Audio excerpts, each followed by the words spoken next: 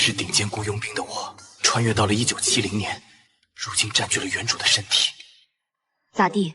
让你上咋就这么难？让自己的小姨子好。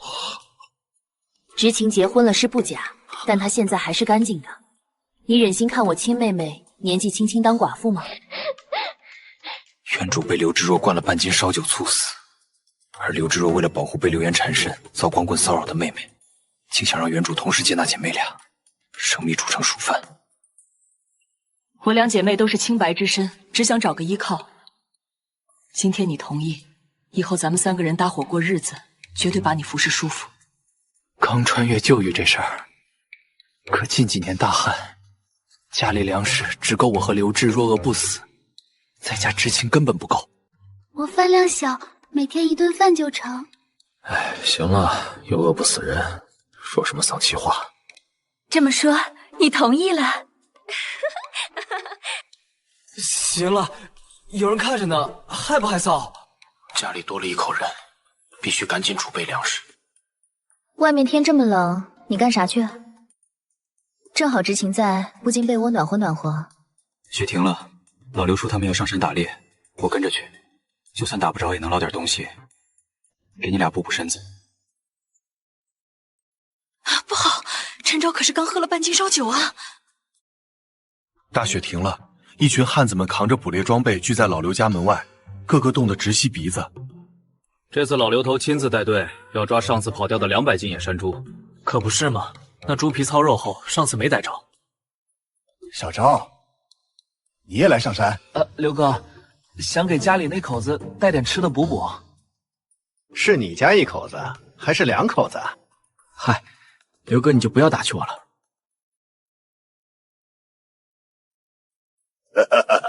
带好东西，准备进山。陈昭怎么也来？他没经验，没摸过枪，就是来分肉的。占着刘家2姐妹，还想白拿资源，识趣点自己走。有地儿进山折腾去，在这儿逼逼掏啥？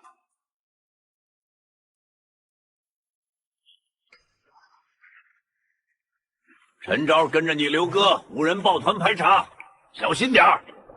这里有被糟蹋的痕迹，野山猪就在附近，所有人听着。队伍分成2组，地毯式搜寻。1个多钟头过去，野山猪踪迹全无，众人冻得快撑不住。刘哥，还往里面走吗？太冷了。算了，原路返回。我突然侧耳，前方灌木丛传来窸窸窣窣的响动，所有人瞬间趴下警惕。小刘，是不是野山猪？上树，快上树！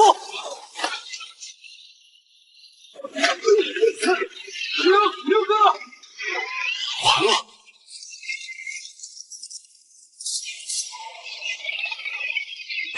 坏了，万山那边出事了！快过去，快过去！枪响瞬间，我挂在树枝上，一手紧握着土枪，野山猪发出嘶吼，子弹正好命中他的眼睛。快跑！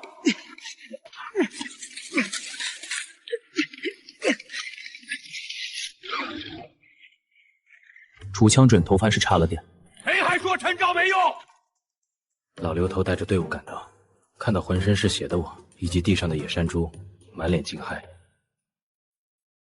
爹，多亏陈昭一枪救了我！多谢你救了万山。陈昭，多亏有你，不然我今天就交代在这儿了。顺手的事儿，凑巧打中，狗屎印而已。太川村天色渐黑，雾气遮月。刘之若和刘知情在村口翘首以盼。刘之若手脚发凉，满心后悔让醉酒的我上山。快点回来！哟，这不是知情吗？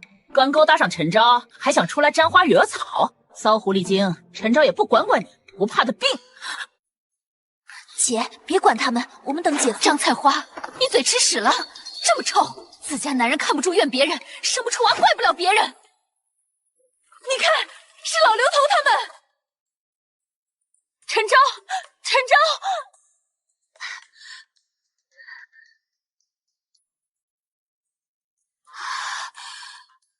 老刘头，凭啥不给我们分？我家那头子也上山了。老王媳妇儿，我向来公道，陈昭出了大力，别说肋骨，这猪本该全给他。有意见以后别跟着我打猎。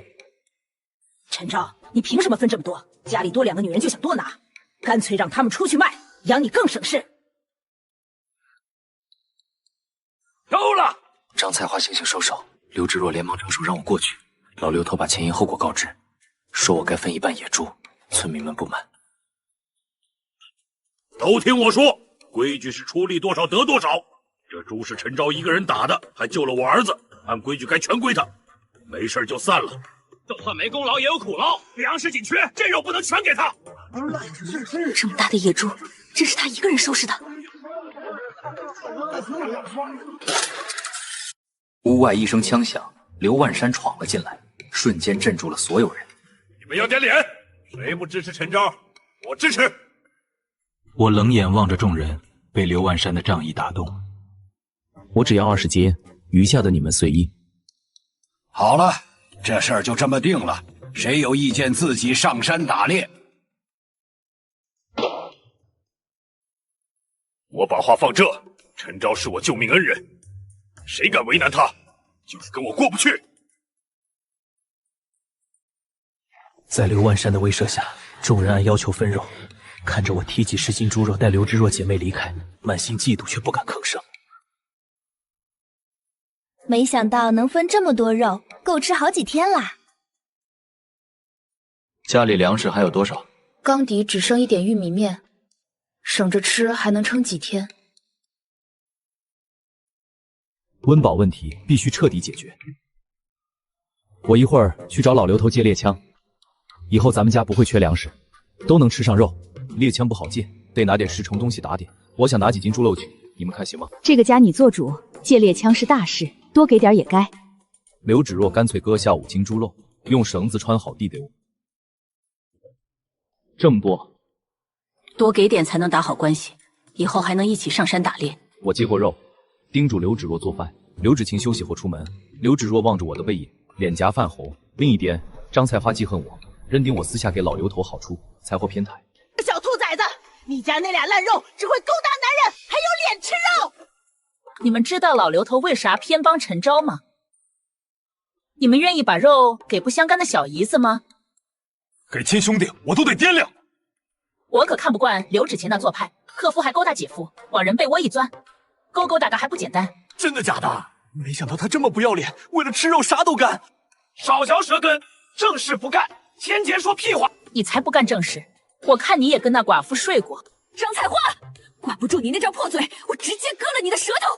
看你还敢乱嚼舌根！张彩花吓得躲到其他村民身后，可众人纷纷推搡，最终把他推到了最前面。都是张彩花先胡说的，要怪就怪他。就是他。再敢说我妹妹一句闲话，你还有你们，都给我等着！众人吓得捂嘴摇头。刘知若瞪了张菜花一眼，收刀回家。刚分完肉不回去吃好的，怎么又来了？这个嘛，我们进屋子说。谁啊？爸，是陈昭。刚分完肉，你怎么又提来？那些闲言碎语别管，肉本就该是你的。刘叔，我想借枪。胡闹！猎枪能随便用，这次是运气好，下次伤着你咋办？没有猎枪难抓猎物，我总不能坐吃山空，家里还等着吃肉呢。不行，我不白借，打到野货分你们1/3。我是为你小命，不是为猎物。爸，小昭有把握，信他一次。老刘头叹气应，拿出常用猎枪，叮嘱用枪要点后让我离开。我提枪回家，恰巧撞见刘芷若拉着抹泪的刘芷晴，二人正说着悄悄话。别让你姐夫看笑话，那破家就是虎狼窝，我绝不让你回去。我进门后，刘芷若简单告知村里的谣言。我去找张菜花算账。别去，我已经警告过他了，他再胡说，我绝不放过他。回家不行，把礼物腾出来给你住，中间有墙有门，能方便些。芷晴，听见没？咱们能留下了。谢谢姐夫。你真借到猎枪了？老刘头居然同意了。我说打到猎物分他们1/3，明天我就上山。1/3，明天就去，不多休息2天。我可以少吃点，就你一个人，叫上刘婉山和经验丰富的汉子一起吧。我一个人够了，不必担心。刘芷若念及我的战绩，选择相信。次日清晨，我背起猎枪走进山小路，碰见张菜花。哟，这么早起床？昨晚没享福哟，还背着个破枪，真把自己当英雄啦！傻叉！看来昨晚那俩姐妹没伺候舒服，这么大脾气。闭上你的嘴，满嘴喷粪！陈昭，你给我等着！他娘的，你要干啥？还不是陈昭那是杀千刀的，一大早背着枪上山，我好心劝他，他还对我动手动脚。他一个人上山，老刘头都不敢独自去深山。千真万确，我受气你不管，净操心没用的。他没把我放眼里，我让他有去无回。你准备东西，我跟着他上山，看他能打到啥。深冬，我顶着刺骨寒风进深山深处寻猎物。我发现灌木丛晃动，端枪靠近，竟撞见一大群野鹿。不料挪动时踩断树枝，声响惊动了警觉的野鹿。该死！野鹿四散，我立刻追去。山脚下的王兵冻得手脚冰凉，一边咒骂抱怨，后悔进山。可想到刘芷若姐妹，又燃起邪念。陈昭出事了，他家里的小美人儿就让我来照顾。一声枪响划破山林，惊飞了所有鸟禽。开枪了，肯定是大东西。富贵险中求，不能白跑。王丁朝着深山枪响的方向狂奔而去，我追鹿群，举枪瞄准，一枪射中神木眉心，上前电拽的鹿茸，费力拖鹿回家，雪地留血痕。天助我也！陈昭真捕到野鹿了，这鹿绝对不小。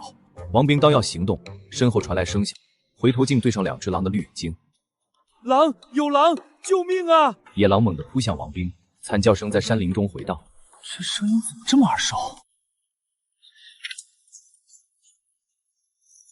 王兵！王兵早已昏死过去，野狼被我的喊声吸引，我开枪击毙一头，狼扑了过来，我脸颊被擦破，迅速上好火药，开枪打死野狼，补刀抹断狼颈后才松气。这猎枪只能上1发子弹，紧急情况根本不够用。把它带回家养，长大了说不定能一起捕猎。我披着鹿皮，抱着小狼，拖着重伤的王兵下山。村门口天黑后，等不到王兵的张菜花正焦躁，恰巧遇上刘芷若姐妹。不要脸，两女共侍一夫，也不害臊。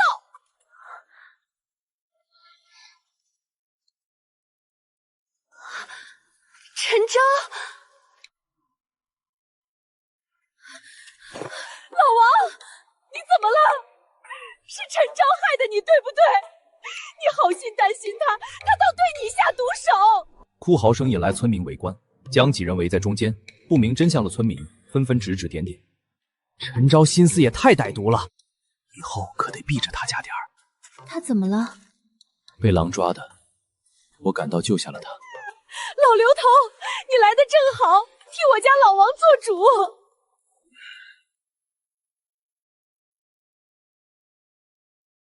张菜花，别冤枉陈昭，这是狼爪抓的痕迹，伤得不浅。听到了吗？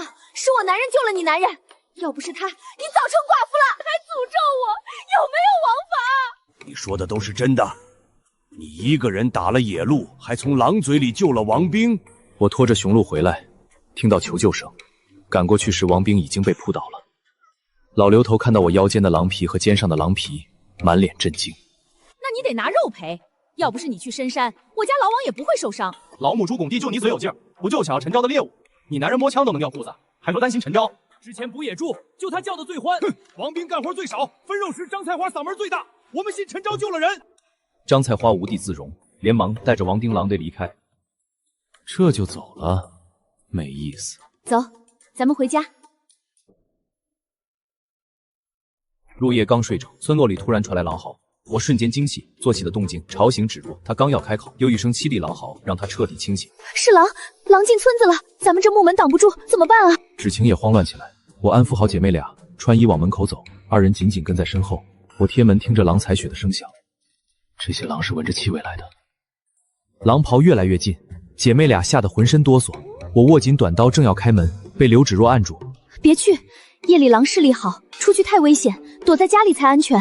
我深知自己是家里顶梁柱，不能冒险，带着姐妹俩整夜守在炕上，一人盯门，两人守窗，直到天亮。狼嚎渐远，开门见院子狼藉，鹿皮狼皮全被啃坏。村民们也陆续出门，纷纷涌去老刘头家求办法。老刘头，我家食物全被狼吃了，我家的排骨还没吃就没了。我家老王重伤在床，我守着他还得防狼，一晚没睡，这盆里只剩斗血水了。大雪封山，狼没食物，才来村里扫荡。如今只能进山打狼，把他们赶出这片区域，不然以后会一直来。打狼太危险了，我家老王就是被狼咬的，现在还下不了炕。我们家老王受伤，不冒这险，我家男人也不去。想报名的汉子都被媳妇拦下。我在院里听到计划，觉得可行，扛着借来的猎枪赶到老卢头家，挤过人群，把枪递了过去。刘叔，我跟你上山捕狼。好，这枪你留着用，我家还有，多份保障。周围村民看向我，心虚的低下了头。爹，我也去。回去整理装备，立刻出发，捕到狼平分。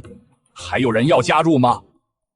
话音刚落，院里众人便默契散去，只剩我、老刘头和刘万山三人准备进山。昨天用了多少？全补上。4枚。爹，装备好了，出发。老刘头背上枪，又拿了2把陡刀。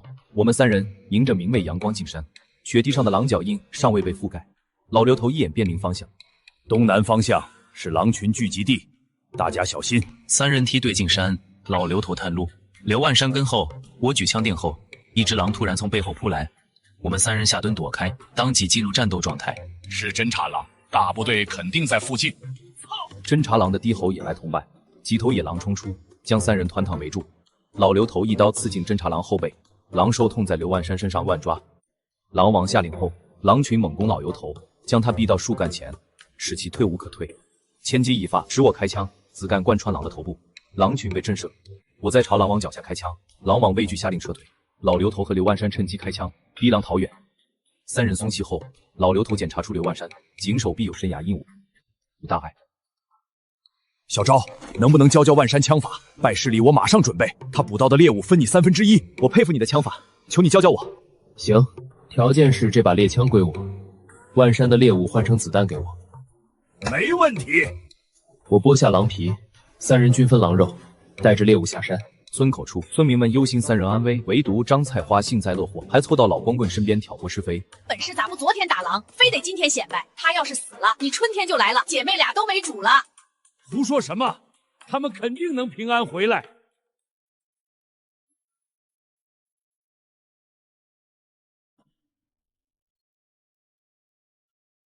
我到家后挂好狼肉，3人在炕头合计粮食的事。咱们还有多少粮食？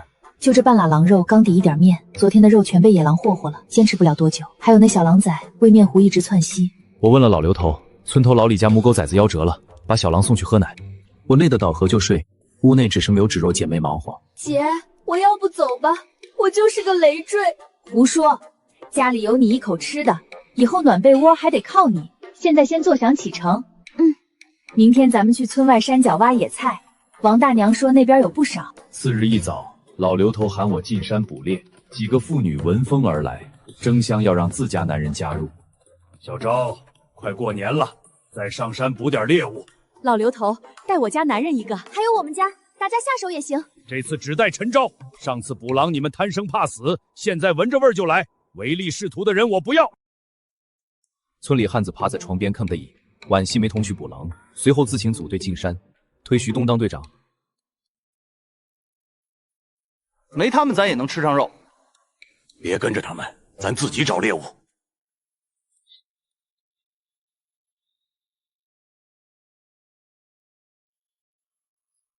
啊！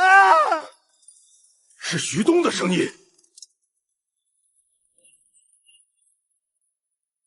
这什么情况？我们没在树林里放置陷阱。我们也不知道，刚刚从这边过，就突然被捕兽夹卡住了。你们瞎了？这么大的捕兽夹都能踩到？你是大周村的人，这可是我们陈家村的区域，平时井水不犯河水，你们竟然跑到我们泰川村区域放夹子伤人。是，我是大周村的，你到底想要说什么？徐东如今受伤，还是先让人送他回家的好。来几个人，把徐东抬回去。你也看到了，我们村民因为这个捕兽夹而受伤，况且这山上可是不能放捕兽夹的。我就放了，你能把我怎么样？这么多年我们村一直放，怎么一个毛都没长齐的家伙，你算哪根葱？刘万山再也按耐不住，一把揪住其中一人的脖子，在我们大川村的区域之内放捕兽夹，找打！今天你们必须赔钱，并且从今以后从我们村的区域滚出去。赔钱？你也不去打听打听，只有我周立国拿别人钱的份儿。相识都是缘分，有什么话就好好说嘛。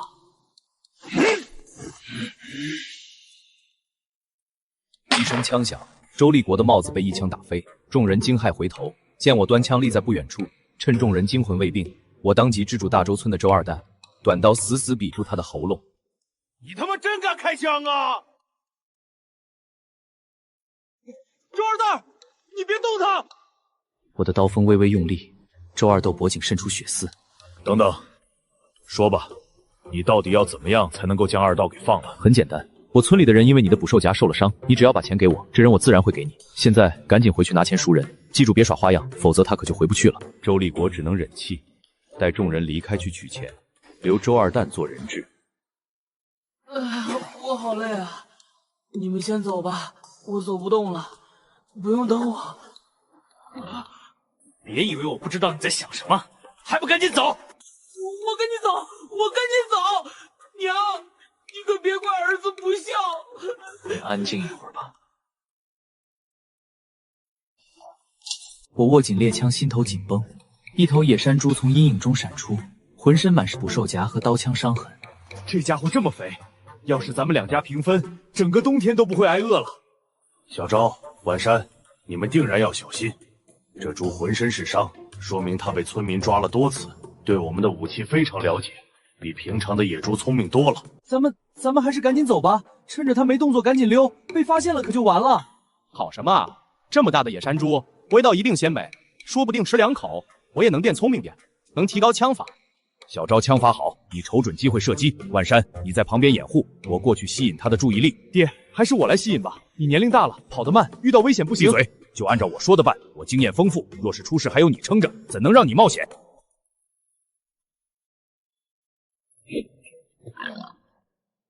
野猪被激怒，死死盯着老刘头，猛地冲了过来。幸亏是我，要是万山这孩子，只怕早就吓傻了。野猪逼近，我抬枪击中人后蹄。他一瘸一拐冲了几步，便转身逃窜，绝不能让他跑了！追！3人拼命追赶野猪，周二蛋也跟在身后。我停步调息后举枪，瞄准野猪后脑勺靠前喷击。野猪却未倒下，双眼通红，彻底暴走。他向着我猛冲过来。他居然没死，这猪怎么一直撞起来了？爹，这野猪究竟要折腾到什么时候啊？不行了，我要歇一会儿。赶紧起来吧，野猪还在往北方走呢，一会儿就跟不上了。小昭，走了1天了，你不累吗？还好吧。我开枪射偏，子弹挤入野猪脖颈，未中要害，野猪愈发狂暴。刘万山趁机骑上猪被挥拳弄打，却被狠狠甩飞。老刘头立刻上前接应。这是怎么回事啊？咱们几人的轮番骚扰，对于野猪来说，难不成就如同挠痒痒一般？野猪停下脚步，打算做最后的殊死一搏。小心一点，看来这野山猪是打算定窝了。咱们3人一会儿随机应变。他这是没力气了。咱们过去看看，切记一定要做2手准备。众人逼近时，我顺补一刀，热血喷涌，野猪当场毙命。小昭，你的刀法是真的牛！天色将晚，老刘头催众人下山，可几百斤的野猪根本带不完。这肉给你。给我的？这肉是你们的，我不能要。我切下20-30斤肉，扔给周二蛋，想借此放他回去。这猪太大带不走，再说你也帮了忙，行吧？那你帮我们把剩下的肉背回家，别浪费了。好。天渐黑，众人抄近路走，陡峭小路。刘万山突然狡猾，跪向悬崖，千钧一发之际，我猛地抓住刘万山的手臂，周二蛋死死拽住我的下身，老刘头合力将人拉了上来。之前你救了万山2次，这是第3次了，我真不知怎么报答你。说明这是干嘛？咱们一块上山，我自然要护着万山兄弟的安全。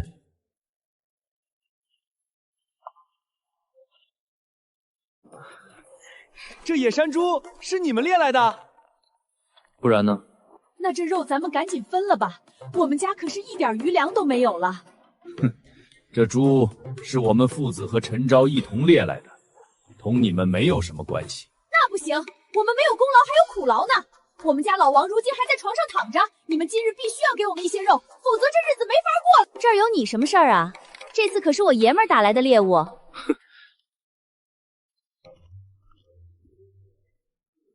到了老刘头家，我提议重新分配猎物，并把刀递给了周二蛋。二蛋，我们捕猎的时候你全程都在，你说这肉应该如何分配啊？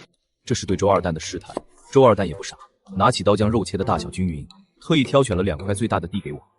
按道理你功劳最大，理应是最大的，但这爷俩也没闲着，所以你拿这2份，剩下的归他们。行，那就按照你所说。随后，我带着周二蛋回到了自己家。这是给你盛的汤，回屋里暖和暖和吧。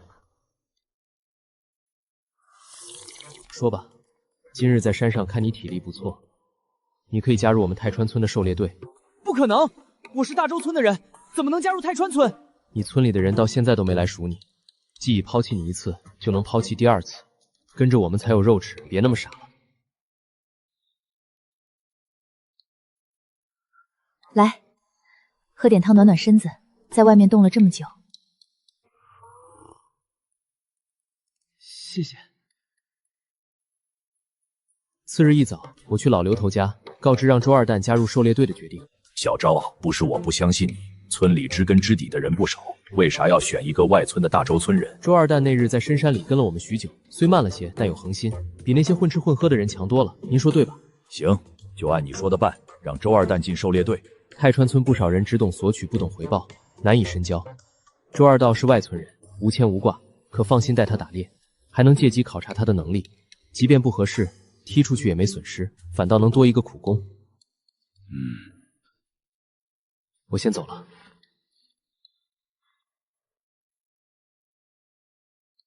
我回家叫上周二蛋，直奔山外围，想看看他的本事。你说会做小陷阱，做几个试试看？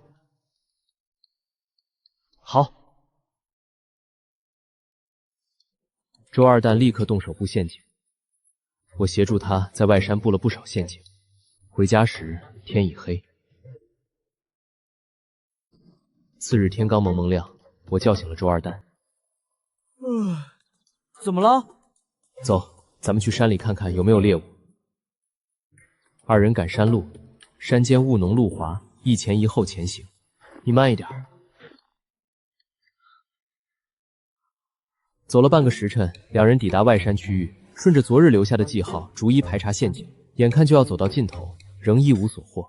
周二蛋无奈叹了口气，看来今日要空手回去了。话音刚落，前方陷阱便有收获。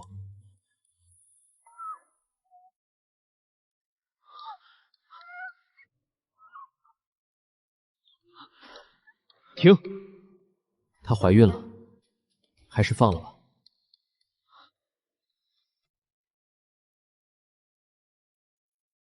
我撕下一块衣巾，轻轻给狐狸包扎好伤口，跑远些，别再被人抓住了，不然我这功夫就白费了。我拍了拍狐狸，将它放生。最终我们空手回家。饭菜做好了，赶紧进屋吧，今日有肉。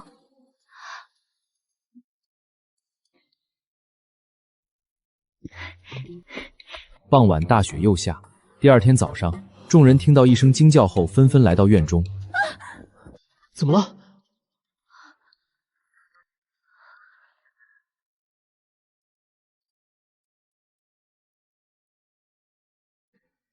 我看您扫雪，就看见这只野兔放在门口，不知道是谁送的。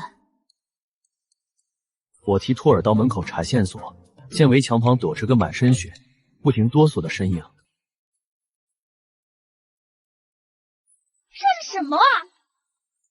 我上前一看，才知是昨日救的小狐狸。昨夜我和二蛋进山救了这只怀孕的狐狸，放它走了。没想到它今日竟然送了只野兔来报恩。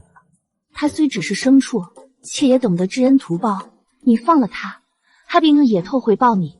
半个时辰后，狐狸送父的事很快在村里传得沸沸扬扬。我在家中听见不远处妇女们围坐议论。你们听说了吗？陈昭救了只狐狸，那狐狸竟然送了只野兔回来。真的吗？这牲畜还懂报恩，千真万确。我也听人说了，我家那口子也说了，陈昭打猎厉害，运气还这么好。要是狐狸天天送野兔，他们家就不愁吃喝了，真是破天的富贵。可不是嘛，怪不得刘芷若愿意让妹妹跟他共侍一夫呢。姐，别气坏身子。他们就是嫉妒，过好咱们自己的就行。张菜花应王兵，重伤需补营养。听闻我家的事，心生嫉妒，便开始造谣。什么知恩图报？我看陈昭会妖法，刘芷晴就是狐狸精，引狐狸送野兔。小心被听见。我说的是实话，就算传到他们耳朵里也不怕。你嘴怎么这么臭？今日不撕了你的嘴！气急败坏了！你们姐妹共侍一夫，还用妖术骗狐狸送野兔，不然哪有这种稀罕事儿？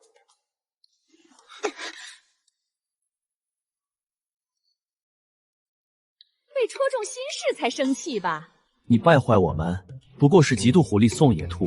有本事你去得狐狸商量，让他也给你送只。赶紧去抓只狐狸商量吧！就你家老王的本事，怕是连狐狸都抓不到。你们给我等着，我一定要让你们好看！张菜花狼狈走后，闹剧收场。我回家见年货肉少了大半，便去老刘头家。进门就看到刘万山蹲地磨刀，我刀退了嬷嬷，我爹在屋里呢。小昭，快进来！今日来找您，是想商量上山打猎的事。我们家东西还不太够，不知您去不去？去，你打猎从没空手而归，我可不想错过。不过前几日大雪封山，得等几天才能走。你醒了也不叫我，又会跟老刘头约好的，要迟到吧？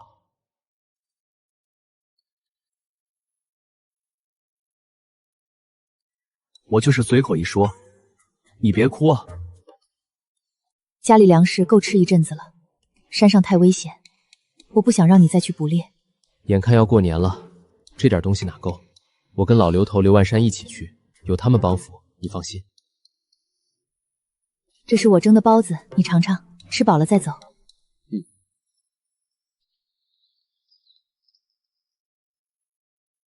我吃完饭收拾好要出门，却见村民们把门口围满。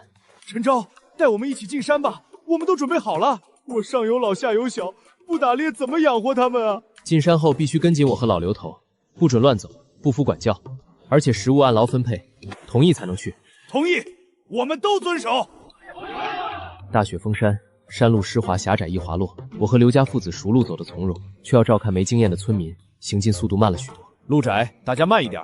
这些村民分明是想瓜分猎物，可都是同村人，也不好多说。到深山后遍地白雪，刚下雪动物都藏了，找猎物极难。我端枪往左走，众人忙跟上。几十米外见一只瘦小獐子在觅食，先拿它做头彩，总比空手强。这么多獐子，抓到手定然够咱们吃了。枪声惊动了灌木丛深处，一群獐子受惊窜出，村民见状散开追捕，不料獐子径直冲来，没经验的众人瞬间慌乱逃窜，獐子群趁机跑了。老刘头，这可怎么办啊？獐子脚印小，但雪地里看得清楚。咱们分两批围剿，你们几个去前面，我们从这儿绕过去，动作快。我速将众人分两队，和刘家父子一队围堵，另一队驱赶獐子。陈昭，你这么安排不合适吧？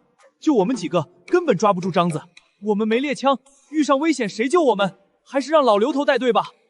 他们只想分肉，却不愿出力。出发前说的话都忘了。不服管教就从哪儿来回哪儿去，别耽误大家。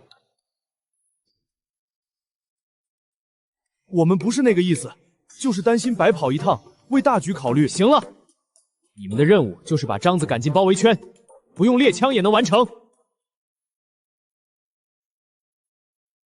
村民不敢再吭声，看着我和刘家父子带队离开。另一队里有人提议行动，却被出了名贪生怕死、总躲在身后的张其三冷笑打断。走哪儿去？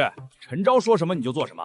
这次狩猎有没有咱们都行，找地方等着岂不是更好？我放心不下张其三，怕他带歪人，背着猎枪从雪中折返。张其三没料到我杀回马枪，僵在原地，眼里冒火。陈昭，你不是跟老刘头他们走了吗？怎么又回来了？我不能回来吗？别废话，走。刚走不远，几匹野狼突然从林中窜出，直扑落单的张其三，瞬间将他围住，红着眼死死盯着他。陈昭，救我！啊！我的腿！陈昭，快救我！我不想死！村民们吓得连连后退。陈昭，咱们现在该怎么办？我摇了摇头，抽刀砍断近旁树枝，点燃火焰，瞬间引开了野狼的注意。陈昭，你干什么？我让你救我，你想害死我吗？蠢货！野狼怕火，不敢走，他们怎么救你？你想变成他们的盘中餐？愣着干什么？站起来！不行，我的腿好像断了，动不了。我冷瞥他一眼，给身后村民递了个眼色，随即端枪瞄准最近的野狼，一枪响起，野狼当场倒地，村民忙扶张其三退到安全处。我接连扣动扳机，2声枪响后，又2匹野狼毙命。狼群见状，将我团团围住，四西反扑。你们过来，趁狼群注意力在陈昭身上，咱们把狼尸偷走，几百斤肉够快活一阵了。心动是心动，但跟着陈昭以后顿顿有肉。蠢货，他凭什么每次都带咱们？见好就收，不然连这3匹狼都捞不着。村民被说动，偷偷拖狼尸。张其三站在最前，满脸得意。这是要把我丢下独吞猎物，我打下的猎物绝不让人。陈昭，你干什么？别把野狼引过来！你走开！不想死就跟我走！我转身奔去远处山洞，找出地方休整。张其三还想反抗，狼群却被狼尸血腥味吸引，调转目标，龇牙逼近他们。村民吓得丢下狼尸，扶着张其三慌忙追来。很快，我带第2小队找到山洞，沿路时的柴火够烧一夜。我将柴火在洞口点燃，安置好后，我坐至一旁，留意到暗处虎视眈眈的目光，狼群竟根本没走。都打起精神，拿好武器。狼群没走，接下来可能有恶战。你明明能自己拖住狼群，偏要拉我们，现在被困在这儿怎么出去？我老婆还在家等我，我不想死在这儿。我不把你们带到这儿，你们早死了。山上的夜晚有多冷，就你们身上的衣服，想扛过去？做梦！村民们自知理亏，不再抱怨，纷纷抱团取暖。洞内一片宁静，直到深夜，一阵寒流袭来，吹灭了洞口的火焰。野狼冲进山洞，众人惊醒，我立刻端枪射击，村民慌忙抄起木棍抵挡。有陈昭挡着就够了，大家赶紧跑！村民面面相觑，聚在一起。我枪毙命，又放倒3匹月狼，狼群被震慑住，不敢上前。一群畜生还挺会观察，都来啊，看看是你们的爪子锋利，还是我的枪更胜一筹。别看着我们，是陈昭杀了你们同伴，跟我们没关系。若非环境不允许，这些反复捅刀子的人早该死了。陈昭，狩猎是你提议的，你有义务保证我们安全，赶紧想办法让我们出去。我让你们配合的时候，你们在干什么？若一开始听我安排围剿张子，根本不会遇上狼群，这不是你们自找的。张其三脸色铁青，我再次举枪，想活着回去就听我的，不然我也救不了你们。猎枪剩余子弹还能射杀4匹狼，剩下的只能靠他们自己。一匹野狼窜出，狼群纷纷聚拢，狼首领嚎叫着下令，狼群再度围攻。我眼瞳一缩，抱枪翻滚到火堆旁，赶在狼扑来前点燃火焰。狼群顿住脚步，我立刻端枪爆头首领，首领惨死，彻底支怒狼群。他们冲破火炬，疯狂向我扑来。见状，张其三众人趁机从狼身后逃之夭夭。我们不管陈昭了，他会被野狼咬死的。你想就自己回去，别拉上我们。好不容易逃出来，哪能回头？陈昭那么厉害，肯定能全身而退。我们回去反而拖后腿。村民们刚跑出几百米，便被第1小队拦住去路。发生什么事了？你们怎么这么慌张？怎么只有你们？陈昭呢？说，陈昭到底在哪儿？再不说，陈昭要是出了事，我一枪崩了你们的脑袋！陈昭在前边不远的山洞，他被狼群包围了。被狼群包围？你们怎么逃出来的？不对，这群人是抛下陈昭独自跑了。我们是命大逃出来的，没看见我伤成这样。遇到危险不让跑，难道要陪着陈昭死？你平时混吃等死我不说，明知道陈昭险境，你怎么有脸丢下他？太令我失望了，回去再收拾你们。山洞内我已伤痕累累，火焰灭了，狼群愈发猖狂。正无计可施时，洞口突然传来2声枪响。陈昭，你没事吧？在哪儿？抱歉，我们来晚了。没什么好抱歉的，是我运气不好。在那边。又是这群畜生，上次没收拾够还敢来。可惜子弹耗尽了，不然今天让他们有来无回。你胆子真大，一个人敢对付这么多野狼。没办法，不是他们死就是我亡。我还没活够，狼群被火把逼退，我忙喊刘万山一起拖起狼尸，临走前点燃洞口柴火阻住狼群，3人匆匆撤离。张其三他们呢？你们遇到了吗？说起他们就气，居然把你一个人丢在那儿。这次狩猎他们光拖后腿，下次没必要带他们了。不会有下次了。3人回到家，我刚推开门，刘芷若便扑进我怀里。陈昭，你怎么受了这么多伤？没事吧？早就跟你说别拼命，家里食物够吃，非要去冒险。你要是出事，我该怎么办？抱歉，意外没预料到。放心，我只受了点轻伤，血迹大不会是野兽的。我指了指手里的2匹狼尸，刘芷若惊得瞪大了眼睛。我拎着狼尸进了院，我拉着他回房。刘芷晴早已端来热水，递过了湿毛巾。收获这么多，姐夫，这段时间你安心在家，别再出去了。快过年了，别让姐姐担心。放心，最近不上山了，陪你们好好过年，有事年后再说。老刘头，我们真的知道错了，当时太怕了，我们没本事，留下来只会拖陈昭后腿，真不是故意的。这次多亏陈昭救了我们，我们一会儿就上门道谢。张岐三，你要不要和我们一块儿去道谢？去什么去？要不是陈昭，我的腿能这样？我没找他算账就不错了，要去你们自己去。众人不再多言，转身离去。你还坐着干什么？我家没多余床铺给你休息。刘万山，你太过分了！我腿伤成这样，多坐会儿怎么了？嫌我碍眼就送我回去。送你回去？想得美！逃跑时腿脚挺麻利，现在装可怜，赶紧滚蛋，不然让你另一条腿也走不了。张岐三瞪了刘万山一眼，一瘸一拐地离开了刘家。另一边，我刚处理好伤口，门外就传来敲门声。刘芷若开门，见一群村民站在门口。各位，这么晚了，你们来这儿是？芷若，不好意思打扰，我们听说陈昭回来了，特意来道谢，方便让我们进去吗？要不是陈昭帮忙，我们肯定回不来了。之前在山上做的不对，还请你们别和我们一般见识。不用谢，时间不早了，早点回去休息。我们知道让你失望了，但道谢是真心的。以后你有需要，我们一定全力以赴。我反手关上院门。他们的话是什么意思？你遇上危险和他们有关系？都过去了，时间不早了，睡觉吧。大年30一早，刘芷若、刘芷晴扫净院内外积雪，又和我一起处理完狼尸，几百斤肉挂在厨房。姐姐，门口有个流浪汉。芷晴，我拿2个包子出去。好，姐姐，你小心点儿。没事儿，这是咱们家门口，他不敢怎么样。刘芷若走到门口，将包子递过去。流浪汉一把抢过，狼吞虎咽起来。吃完就快走吧，我们家食物也不多，以后别再来了。姐，包子熟了，赶紧来。晚上，门外突然传来急切的敲门声。谁呀？刘芷晴放下青菜，擦了擦手，大步拉开门。我去看看。门外站着个吊儿郎当的陌生男人，眼神色眯眯地盯着他，还搓着手。这位是嫂子吧？嫂子好，我叫陈文，是陈昭的远房表弟，过年过来看看你们，方便进去吗？姐夫，你远房表弟来了。表弟？我哪有什么表弟？你有事吗？乔表哥说的，没事儿就不能找你吗？咱俩是亲戚。废话少说，到底什么事？就是听说表哥打猎技术好，想让你带带我，这点小事儿，表哥不会拒绝吧？我最近没心思上山，你找别人吧。我名声大噪后，这些势利眼亲戚特意赶上门来。陈昭，新年好啊！表哥，我进去帮忙啊。用不着。很快，刘芷若和刘芷晴端着肉走出来，我接过肉，逐一递给亲戚们。各位叔叔婶婶，新年快乐！前几天打猎受了伤，没能上门拜访，别介意。这些肉你们收下，过个好年。亲戚们笑得合不拢嘴，连忙接过肉。陈文在一旁眼巴巴伸手，却没分到任何东西。陈昭表哥，你把我忘了？叔叔婶婶都有，我的呢？我凭什么要给你？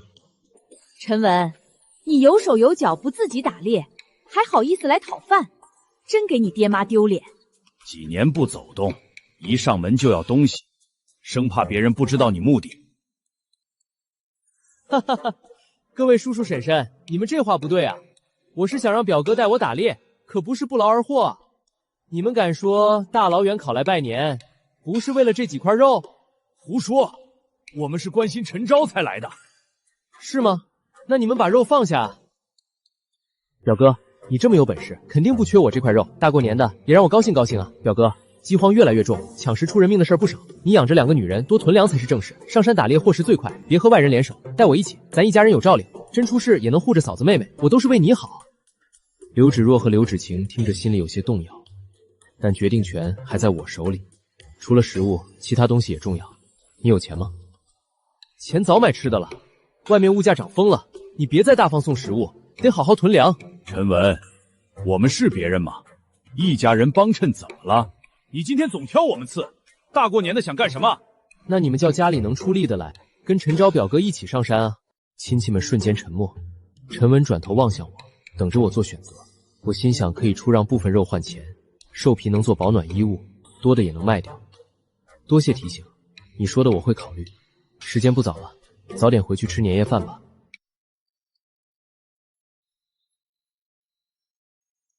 行，表哥，你好好考虑，我明天再来找你。陈文抱着肉离开，其他亲戚也抱着肉回家了。我不喜欢陈文，但他说的有道理。你一个人上山太危险，这次多亏刘家父子，让他跟着多个帮手吧。是啊，姐夫，自己人总比外人靠谱。生死面前，没什么自己人和外人。要是陈文当时在，也会和那些村民一样丢下我。与其指望别人，不如靠自己。前2天的野狼皮毛，你们尽快处理，做成被子或披风保暖。挑舒服合身的留着，多出来的交给我，我拿去卖钱。卖了？没必要吧？今年用不上，明年也能用。傻丫头，过完年我还会上山，会带更多寿尸回来，没必要囤货。陈文说的饥荒情况，你们记在心里，多准备吃的用的。我预感以后会更艰难，这年是最后的平静了。刘芷若和刘芷晴对视一眼，点头应下，准备物资。次日一早，2人刚起床，门外就传来敲门声，来的竟是陈文一家子。陈昭，新年快乐！没打扰你们吧？多亏你昨天给的肉，不然我们只能喝米汤过年了。家里没别的，就这些青菜，别嫌弃。今天中午我下厨，给你们做顿好的。刘芷若和刘芷晴见状，赶忙追上去阻拦，却被陈文母亲无视。三婶儿，不麻烦你，还是我们来做吧。是啊，三婶，来者是客，哪能让你动手？咱是一家人，客气啥？你们要是过意不去，就来打下手，让陈昭和程文休息。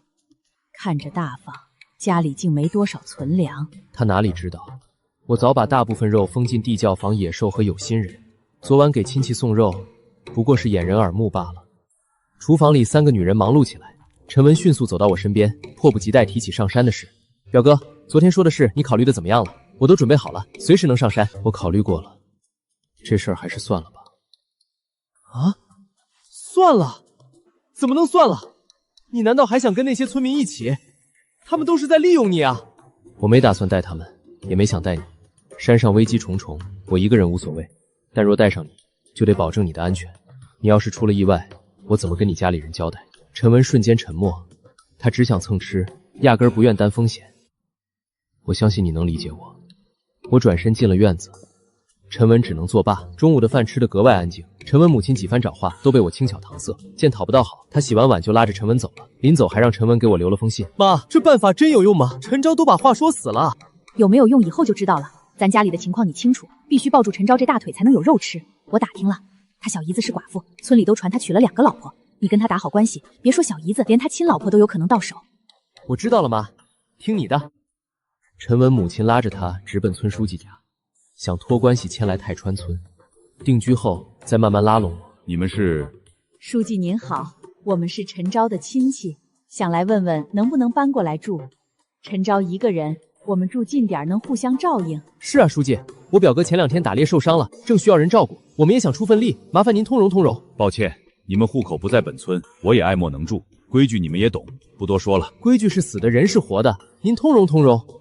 我要是开了这个先例，后边不知多少人来麻烦，闹大了我怎么收场？书记，我们明白了，麻烦您了，新年快乐。陈昭就多劳您照顾。陈文母亲拉着陈文匆匆离开，2人刚走，村书记便出门来找我，想卖个人情，也顺便提醒这事。我听完，眼底闪过晦暗，这母子俩是想打持久战。书记，多谢提醒，新年快乐。我客气点头后，转头就让刘芷若取来不少猪皮，这些猪皮您拿着。哎呦，举手之劳，我还怕做错了呢。怎么会？多亏您帮我免了麻烦，以后再有类似情况，还请及时通知我。放心，一定第一时间说。你们忙，我不打扰了。村书记拎着猪皮刚走，我正要关门，却见不少流浪汉盯着猪皮虎视眈眈，又有几人从暗处窜出，我当即追了上去。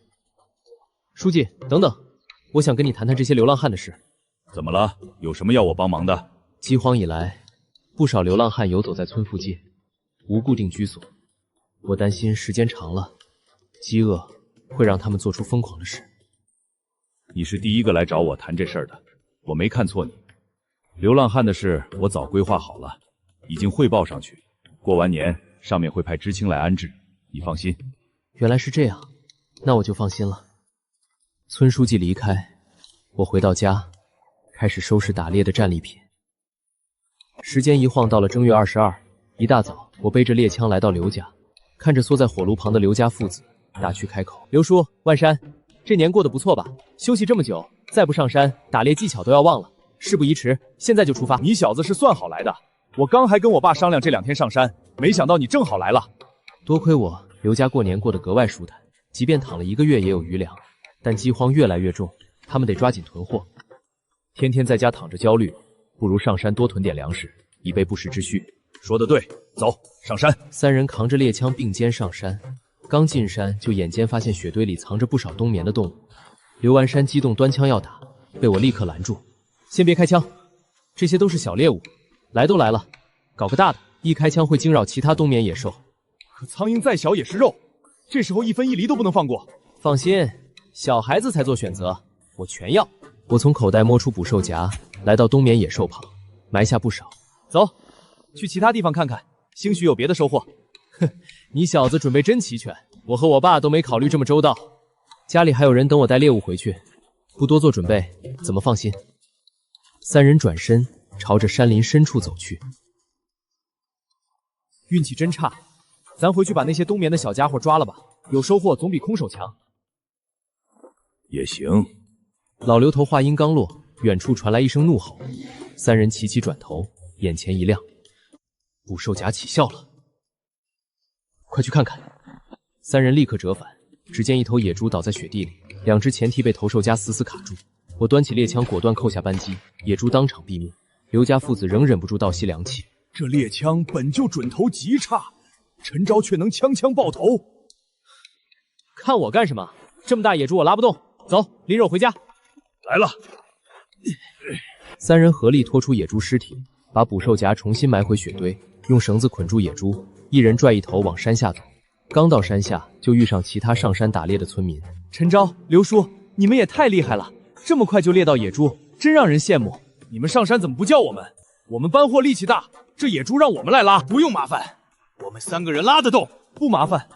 你们帮过我们，出点力应该的，让我们来。表哥果然厉害，轻松打到这么大猎物，我们有你1半实力，也不至于饿肚子了。你怎么在这儿？陈文前几天已经搬来定居了，他出现很正常。陈昭，先把野猪拉回去。你们想打猎就往山上走，冬眠的野兽多，多加小心，定有收获。村民们眼前一亮，转头往山上走。唯有陈文站在原地，目光阴冷地看着我。表哥，这个时候走不合适吧？你想干什么？饥荒越来越重，城里肉票太贵，大家都是一个村的，你分点肉给我们呗。分肉不可能，这野猪是我们合力打的，他同意我们也不同意。就是没什么见者有份的规矩。我不要肉，就想让表哥资源共享，教教我们枪法，以后我们自己打猎，不用麻烦你们。陈文打着学本事的主意，接着得寸进尺。对了，表哥，我只有1把砍刀，你不介意把猎枪送给我吧？他不介意，我介意。猎枪是我老刘家的，借给陈昭的，你想都别想。不借就不借。表哥，枪法的事儿你怎么说？你真想学？表哥这话什么意思？我是抱着诚意来的，你不会这么小气拒绝吧？当然不会，你们想学，我教就是了。既然如此，那就麻烦表哥了，别客气。走，找个猎物示范，我只教1次。我拎枪转身上山，村民纷纷跟上。刘家父子把野猪绑束后，也急忙追来。众人到了捕野猪的地方，见树洞藏着冬眠野兔，我端起猎枪，转头冲陈文笑了笑，便扣下扳机。砰的一声，子弹精准击穿野兔脑袋，野兔当场毙命。刘家父子彻底傻眼。这么简单，我还以为有多难。村民们投来鄙夷的目光。猎枪极难掌控，除了陈昭，没人能做到一枪爆头。陈文简直是痴人说梦。表哥，把猎枪借我用用。万山已经说过了，枪是刘家的，他不借我也没办法。我不是借，就是练练手，赶明儿我也买一把。刘万山见他自大，故意起了戏弄心思，大方摆手。陈昭，借给他几枚子弹而已，我倒想看看你这表弟有多厉害。你们可要看好了。陈文接过陈昭给的猎枪，学着陈昭的样子端起瞄准。陈昭双手抱胸站在一旁，眼中满是戏谑。他不会真能打中吧？你和刘叔都做不到，他凭什么？话音刚落，砰的一声枪响，子弹径直射入雪地，打了个空。哈哈哈哈哈！陈文，你行不行啊？刚不是挺牛逼的吗？现场静默片刻，刘万山率先大笑起来，村民们跟着起哄。我还以为你是神枪手呢，结果就这。技不如人就别装了，把枪还给陈昭吧。都他妈闭嘴！有本事你们来！陈文不服输，再次端起猎枪。这次我有把握，一定能中。陈文瞄准已死的野兔，迟迟不开枪。对，耗着，说不定有鸟眼瞎了撞你枪口上。陈文怒不可遏，猛地扣动扳机，砰！子弹飞得更偏，冲上天空。陈文，你这是打鸟还是打空气啊？你们有什么资格笑我？你们打一个试试！我们知道自己水平，才不傻到挑战陈昭。菜就回去多练，技不如人别糟蹋枪，把枪还我！刘万山冲陈文伸手要收回猎枪，我站在一旁冷眼旁观。我这一身枪法的代价，陈文这辈子都想不到。我再试试。刘万山二话不说，直接上前抢枪。我趁机走到村书记身边，示意他到角落说话。村书记叹了口气，跟了上去。书记，有件事想问你，咱们介意不聊？陈昭，我知道你想问陈文定居的事，我实在没办法。他托了好多亲游说，还有陈家村的人，一群人围着我，我实在推不掉。我理解，我想问的是他真正目的，还能是为了饥荒？咱们村过得最好，之前也有人想来，都被我拒了。就他亲戚多，我没辙。既然陈文想算计我，那我就陪陈文好好玩玩。我回到众人身边，看着还想开枪的陈文，好心劝说：别试了，再试也是浪费子弹。你闭嘴，我肯定可以。正好这么多人在，别白跑一趟，咱们去山里打只熊，怎么样？陈昭，刘万山万万没想到我会主动带村民进山。上次被村民抛弃的事还历历在目，村民们却瞬间激动起来。你要带我们上山打熊？真的吗？当然是真的，互帮互助应该的。但我丑话说在前头，山里危险，我保护不了所有人，遇上危险自求多福，死了别怪我。众人纷纷犹豫，陈文却毫无察觉，反倒点头应下。好，我跟你去。考虑清楚了，当着这么多人的面，可赖不了账。你放心，我绝不赖账。陈文，你再想想，上山打猎没那么简单，你第一次去，还是回去准备准备。没什么好考虑的，表哥能安然往返，我也可以。陈文的盲目自信打消了部分村民的顾虑，他们纷纷举手报名。我去，我也去。好，事不宜迟，现在出发。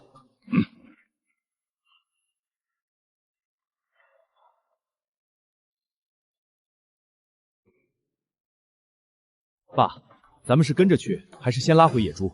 跟着去，万一出事，咱们能和陈昭互相照应。刚进深山，地上的熊脚印就引了所有人注意。我蹲身比划脚印大小，看定行动路线，便继续带队往前走。猎枪早还给了陈文，可他却一直怪异地盯着我的手，显然觉得是我在枪上动了手脚，才让他之前打不中。正这时，不远处雪地里现出一头棕熊。快找地方躲起来！我刚要扣动扳机，陈文突然冲上前，一把夺过我手中的猎枪。你干什么？陈文，你他妈发什么疯？熊就在跟前，赶紧把枪还给陈昭。陈文，你要干嘛？快回来！陈文的举动吓慌了村民，众人慌忙后退，大声提醒。刚醒的棕熊虽体型稍小，却饿得发狂，盯上猎物便不死不休，根本不是我们能抗衡的。一群蠢蛋！是陈昭在枪上动了手脚，我才打不中，这才是我的真正实力。陈文话音落下，猛地扣动他。棕熊被惊得暴怒嘶吼，陈文这一枪依旧打偏。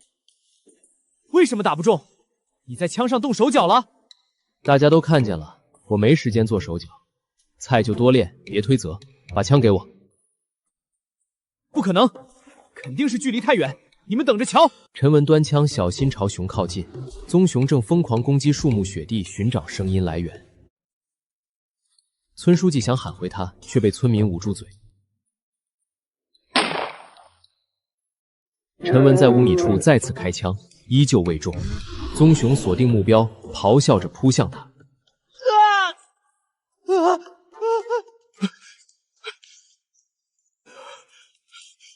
陈昭，赶紧救人啊！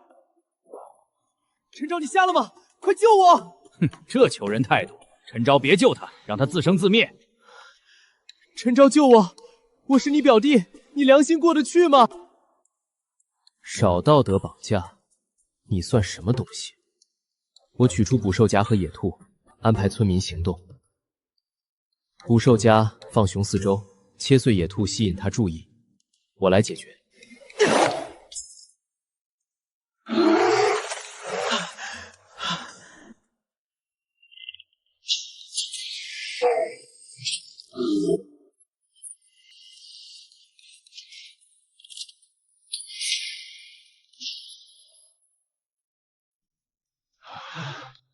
凭什么拿我当诱饵？我死了，你负得起责吗？上山前早说过危险，是你非要来，死了也是活该。你是故意的！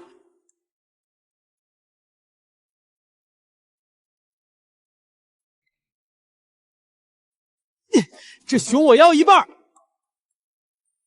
你什么力都没出，还想要一半？脸呢？要不是我当诱饵，你们能放捕兽夹？功劳最大，我应得的。你那是装逼失败，要不是陈昭，你早死了。陈昭，你说怎么分，我们都听你的。回村再分，动静大可能招野兽。赶紧走，棕熊你们拉回去。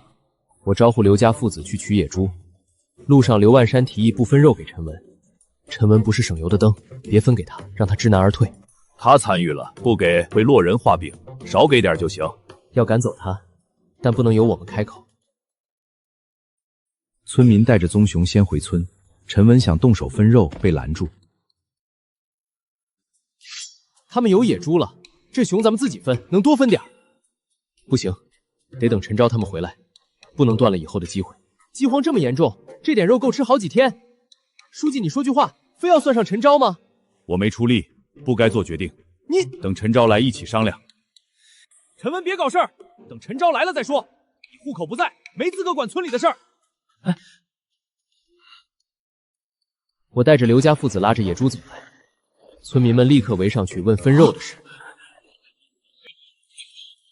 陈昭，熊怎么分？我们都听你的。肉平分，村民们面露喜色。我补充要拿走熊皮，大家纷纷同意，唯有陈文跳出来反对。我不同意，熊皮我也想要。你有野猪了，让给我。跟你有什么关系？谁问你意见了？赶紧滚！他不是村里人，没资格分肉。刚才还鼓动我们私分熊，太恶心了。村民们动手分割熊肉，没人理会陈文的怒骂。我让刘家父子处理野猪，村民们主动递上2块肉，让他们先拿着。村民们排着队分肉，陈文在一旁骂骂咧咧。最后所有人都分到了肉，唯独他没有。我的肉呢？这儿还有点肉渣，你爱要不要？你不是村里人，没资格分。你们就拿这个糊弄我？我没功劳也有苦劳。哼，少废话，再闹事，我们对你不客气。村民们拎着肉离开，我处理好熊皮，拎着自己的那份也转身离去。空地上只剩陈文和村书记。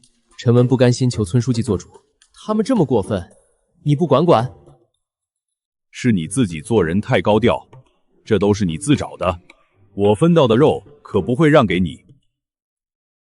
陈昭，你等着，这事不算完。你的家产和2个老婆，我一个都不会放过。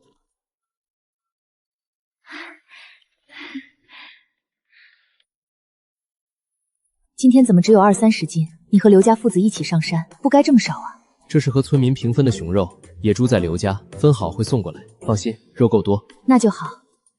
这段时间你在家休息，开春再上山。刘芷晴抱着熊皮紧随其后，眼眶泛红。芷晴，怎么不说话？遇上事儿了，一家人别藏着。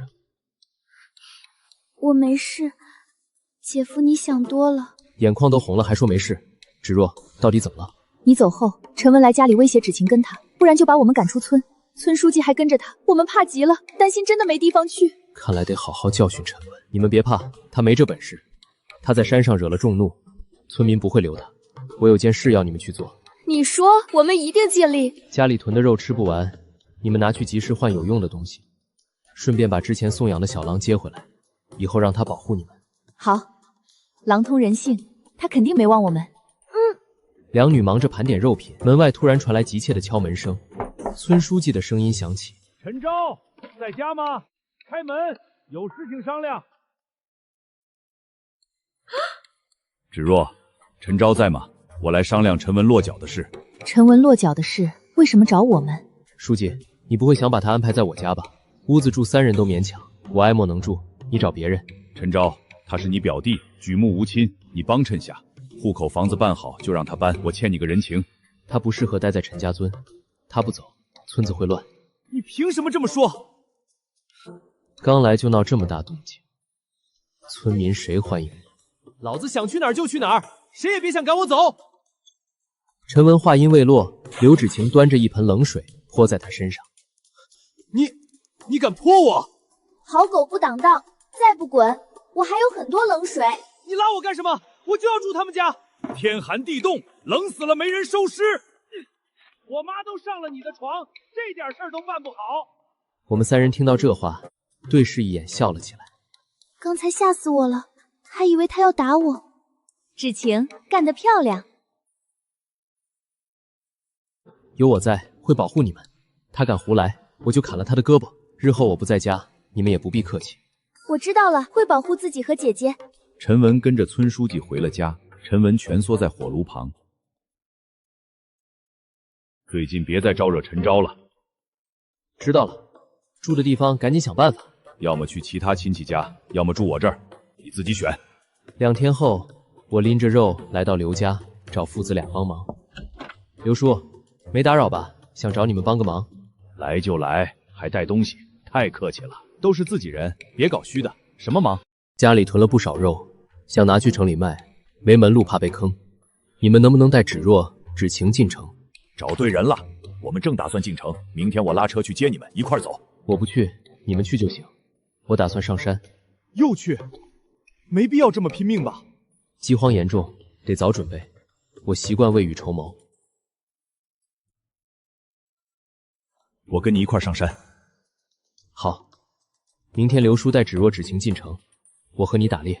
上山小心陈文，他可能背地里动手脚。他老实待着便罢，敢胡来，我不会客气。我回家后和两女连夜准备好肉，叮嘱他们进城买2把猎枪和足够子弹，顺便接回小狼。第2天天刚亮，老刘头来敲门，我将3大袋货物扛上车，刘家姐妹坐车进城，我与刘万山背着猎枪上山。有人默默注视着这一切。陈文在远房亲戚家被叫醒，得知我上山，两女进城，顿时眼前一亮。你确定没看错？千真万确，这么好的机会，看清楚他们拿什么走了吗？3个陈麻袋，雾气大，没看清里面是什么。肯定是肉，他们是去城里换钱，咱们守在必经之路，抢钱抢人。还是表哥周到。动静小点，别让人发现。我这就通知其他人。山上，我和刘万山走了2小时，一无所获。按理说，冬眠野兽该出来了，难道有人抢先一步？也许我们真晚了一步。话音刚落，枪声传来，惊飞林中飞鸟。谁开的枪？我俩顺着枪声方向跑去，很快看到慌不择路的村民。陈昭、万山，你们怎么在这儿？我们的猎物全被人抢了。发生什么事？刚才的枪响是怎么回事？我们抓住野鹿和野兔，被一群带猎枪的人抢了。他们用枪威胁我们，枪响就是警告，再不走就要开枪打我们。知道那些人从哪儿来吗？不知道，以前上山从没见过，太凶残了。难怪一路没见到猎物，原来是被这群人捷足先登。陈昭，你帮我们把猎物抢回来吧，抢回的分你一半。不行，明知道对方有枪，你们怕危险，陈昭就不怕吗？对不起，是我们考虑不周了。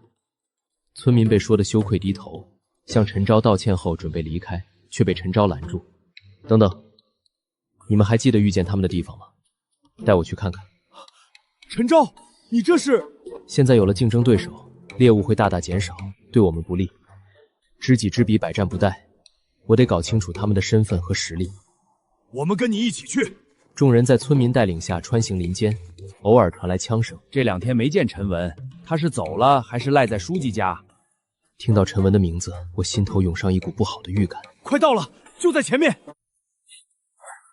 不远处，几名持猎枪的陌生人站在雪地中，身后堆着小山般的猎物。这些够了，收工吧。再往里走走，说不定有更多收获。我和刘万山躲在树后观察。他们准头也太差了，还不如我。猎枪准头本就差，这已经不错了。我不一样，陌生人拖着猎物离开，我想追上去，被刘万山和村民拦住。太危险了，别去！这群人太凶残，你别送上门找死。这时，一名村民狼狈跑来：“快下山！刘叔、刘家2姐妹和陈文打起来了。”我、刘万山和村民们立刻往山下奔去。村口，老刘头端着猎枪，将刘芷若、刘芷晴护在身后。陈文带着人步步紧逼。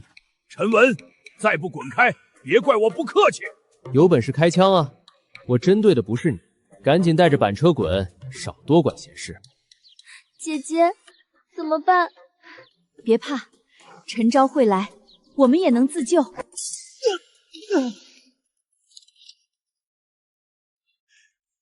你居然真敢开枪！我早说过，老头子没什么好怕的。刘叔，我们……陈昭托付我照顾你们，谁都别想胡来。还有人想吃枪子儿吗？枪响后，陈凯吓白了脸，看着陈文肩头流血，劝他赶紧走。陈文却怒不可遏，逼着手下冲上去。表哥，他们有枪，我们打不过，先走吧。走什么走？抄家伙冲啊！老刘头有枪，我们不敢。有本事自己上，让别人动手算什么？村书记姗姗来迟，看到陈文受伤，脸色大变。有话不能好好说，你们这是干什么？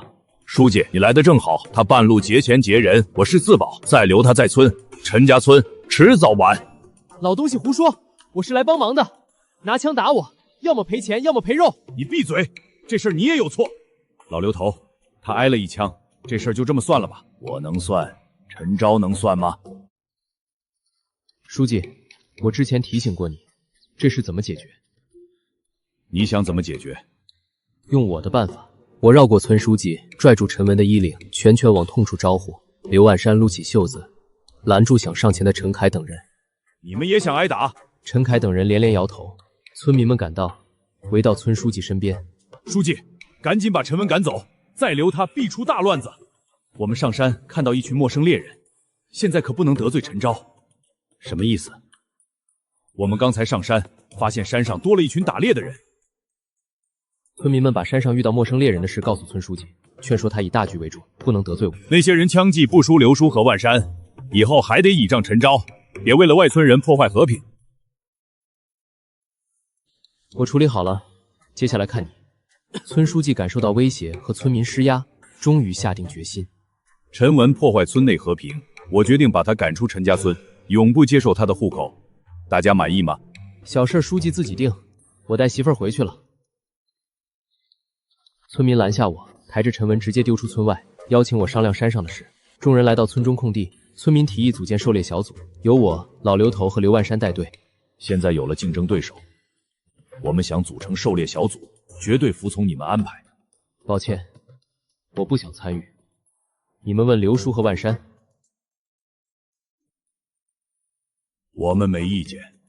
我们知错了，分配都听你的，你就加入吧。陈文绝不许再进村，狩猎小队全听你的，我不参与。我也不搭理陈文，你再考虑考虑。老刘头劝说我，为了社交答应下来。我转头询问两女意见。你们有什么意见吗？我们没意见，你做主就好。我答应组建狩猎小队，但提出3个要求。村书记低头，让我尽管说。第一，村里出钱给每人配一支猎枪，由我统一管理发放。人手一支，猎枪杀伤力大，我担不起责任，能不能用别的代替？我们相信陈昭，钱不够大家凑，猎枪交给他保管，放心。村书记点头同意。第二，上山队伍由我挑选，猎物分配我说了算，跟着我至少不会饿死。你不会因为之前的冲突，故意不带我们上山吧？不会，轮换上山效率更高，我没必要用这种方式报复。第三，所有人必须听我安排，敢胡来就逐出小队。3个要求都答应。我让村民通知其他人准备猎枪，随后带着刘芷若、刘芷晴和刘家父子离开。我们有猎枪，就不掺和了，你们好好准备。我们走后，村书记头疼抱怨村民太着急，有村民提议不用人人配枪，盒子买几把够用就行。你们准备好钱，枪的事我来处理。要不找刘叔帮忙，他们门道多。算了，之前是咱们做的过分，自己想办法吧。这差事吃力不讨好，出了事怎么办？我们一行人回到家中，刘万山不解为何让我接下这苦差事。眼下情况，陈昭不接也不行，先糊弄过去，保证他们饿不死就好。平时带着他们做做样子，咱们3个私下上山打猎。我接过刘芷若递来的新猎枪，这枪稳定性更高，能保证10米内狙击准确度。这2天先休息，等他们备好猎枪再一起上山。小心陈文，他不会善罢甘休。放心，他敢来，绝不放过。送走刘家父子，我3人进屋。刘芷若从贴身衣兜拿出卖肉的钱，除去买猎枪的费用，一共60块。这是卖肉的钱，除了猎枪钱都在这儿了。你们没买些自己喜欢的东西？没看中什么，现在钱比无用的玩意儿管用。我将钱塞回给刘芷若，让她们姐妹收好，想买什么就买，不用省钱。你们主内，我主外，钱交给你们，我放心。没钱了告诉我。我拿出一把新猎枪递给刘芷若，让他们遇到危险直接用。我们不会用，万一走火就糟了。我教你们，很简单。我们会好好学的。刘芷若提起小狼在城里搅得鸡犬不宁，我拿出铁链，打算先把它拴在院子里，日后带它上山捕猎。我刚走出屋，刘芷晴就提议去城里住，不想让我再冒险。刘芷若也有此意，却不知如何开口。我去跟姐夫说，姐夫，我们离开陈家村吧，有存款和存粮，足够在城里立足，别再冒险了。四处都闹饥荒，留在这里至少能保证温饱，离开后去哪儿找食物？我会保证自己的安全，你们放心。刘芷晴和刘芷若被说服，不再多言。另一边，陈凯回到家，推开房门，竟看到陈文靠坐在床头，肩头还在渗血，手边放着酒精和纱布。表哥，你不是被赶出村了吗？你没事吧？怎么在这儿？刚才为什么不帮我？还愣着干什么？赶紧过来给我处理伤口，我快疼死了。我不会啊，你去找别人帮忙吧。我都这样了，你让我找别人，赶紧过来帮我处理。枪伤不是小事儿，拖久了手会废的。你去医院吧。自从你来了陈家村，惹了多少麻烦？就因为你，我们差点被剥夺狩猎资格。只有跟着陈昭才有活路，你赶紧走。我可以带你打猎，怕什么？山上冒出来一批有猎枪、实力强的陌生人，咱俩上山就是找死。陈凯说完才察觉失言，怕陈文找陌生人合作，赶紧将酒精和纱布塞进他怀里，把他推出门外。别废话，赶紧走，以后别再来找我。没种的废物，你给老子记住！陈文搜刮了陈凯家的食物，向着高山走去，打算找陌生猎人联手对付陈昭。陈凯思来想去，决定去通知我。陈凯来到我家，敲响院门。此时我正和两女吃饭。陈昭表哥，我是陈凯，有重要的事找你。我刚才在我家看到陈文了，我赶他走时，不小心把山上有陌生猎人的事泄露了，他很可能会找那些人合作。我来提醒你一声。陈凯说的是真的吗？会不会是陈文的阴谋？不像，陈凯知道什么对自己有利，最近得小心。这2天吃完饭，咱们一起去山上练枪。记住，有人欺负你们直接开枪，出了问题我担着。我不在时，一定要保护好自己。之后2天，我带着刘芷若、刘芷晴在后山练枪，两人虽天赋一般，但已能从容应敌开枪。这天3人练完枪下山，见一群村民围在自家门前。我去应付，你们从后门溜进去。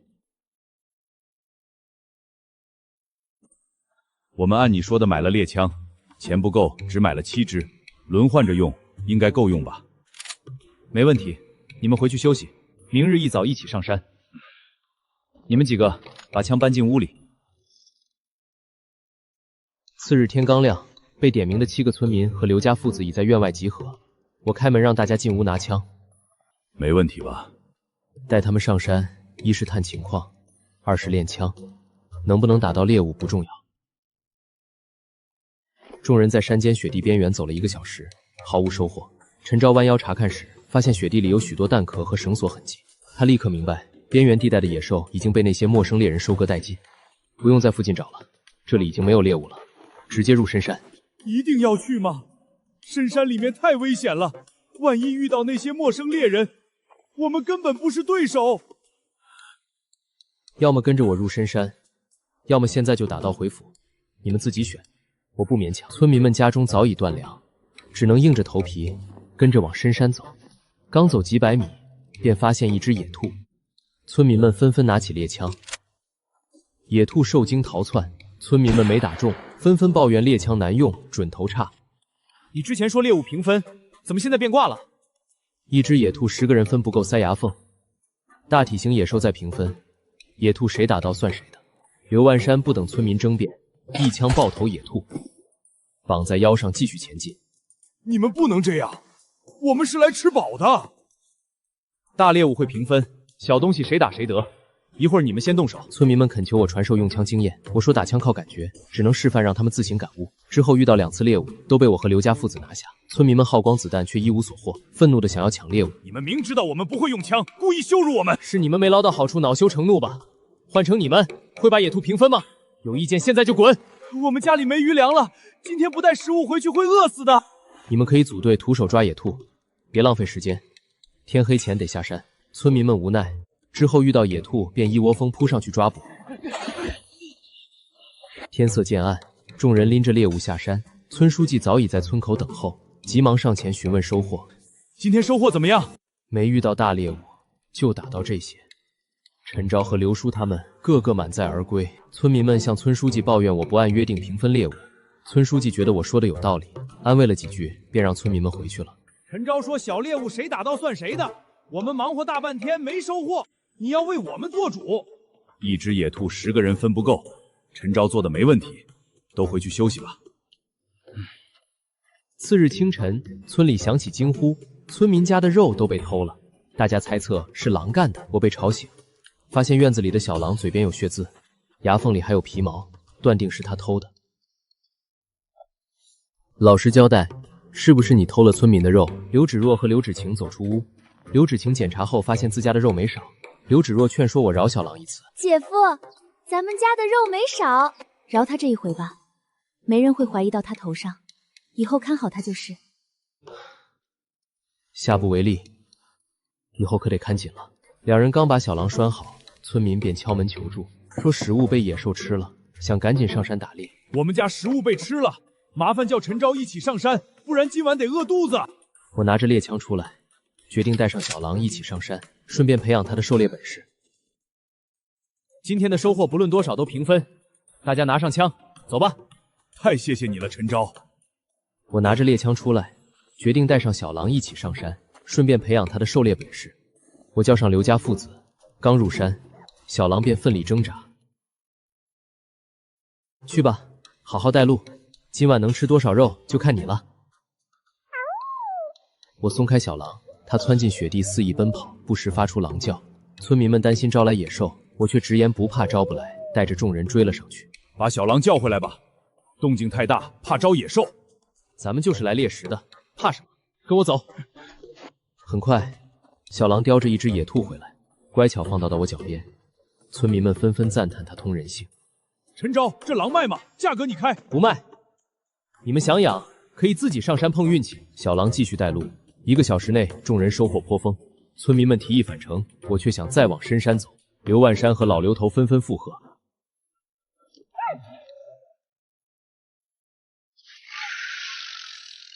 大虫，咱们快逃吧！他刚进食完，要不咱们小心离开。自信点儿，一枪爆头就能解决他。突然一声枪响，一名村民不小心走火，老虎瞬间戒备。谁开的枪？管好自己的手！我不小心碰到的。老虎被激怒，向着众人冲来。小狼率先扑上去咬住老虎前臂，却被老虎咬住尾巴扯下来。我一枪打中老虎后腿，紧接着又开枪打在他腰部。小狼闪开，其他人开枪！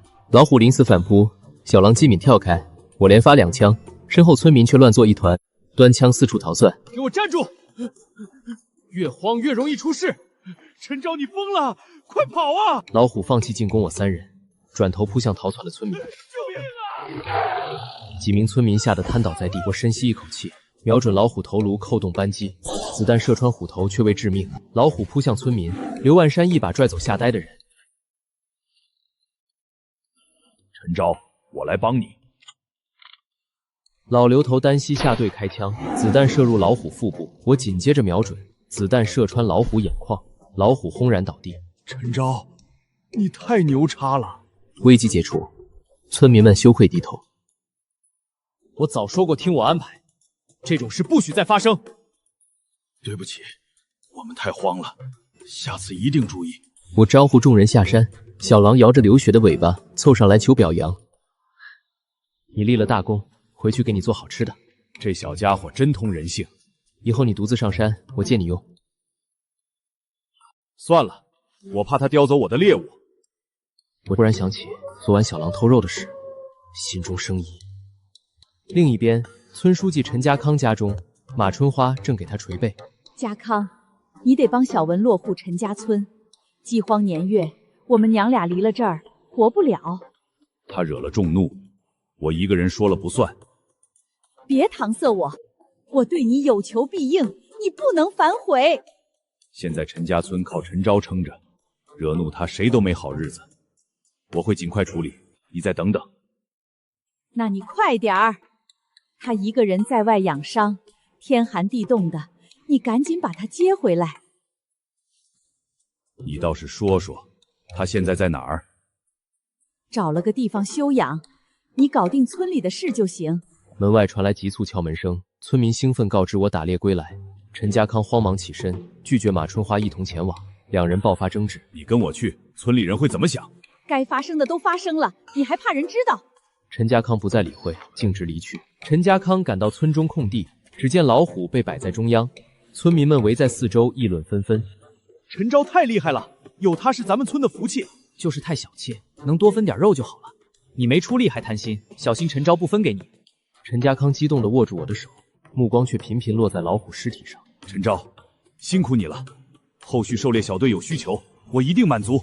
不客气，我先分肉了，虎皮和虎鞭我留着，大家没意见吧？没意见，我们要点肉就行。我接过刘万山递来的刀，动手扒皮。刘家父子帮忙分肉，上山打猎的村民每人分到10斤，没上山的只能眼巴巴看着。忙活1个多小时后，没上山的村民拿出钱，恳求我便宜收点多余的肉。我们按价买，看在同村份上，给我们算便宜点。可以，但现在肉价要加价，你们能接受吗？能接受，我们相信你不会坑我们。陈昭，给我也来点。我接过村民和陈家康递来的钱，按价分肉给他们。谢了，谢了，谢了。村民们道谢后离去。刘叔，剩下的肉咱们分点，其余的进城卖掉，钱也分你一半。钱你留着，这老虎基本是你搞定的，我们能分到肉就知足了。为啥要卖？饥荒年月，囤着自己吃多好。饥荒才要换钱买米面柴油，还能找饭店长期合作，总不能光吃肉。有道理，明早我们来找你，一起进城。两人扛着肉往家走，直接卖给村里人多省事，何必跑远路？城里肉价3、4块一斤，村里顶多1块2，卖贵卖贱都不讨好，我不想吃亏。还是你考虑周到，村里那些人确实喂不饱。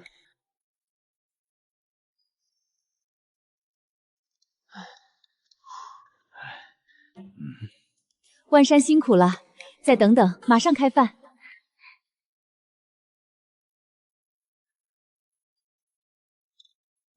我想过了，回头进趟城，找个大饭店合作一下。姐夫，你做主就好，我们都听你的。陈昭，你真好命，啥时候我也能有贤内助？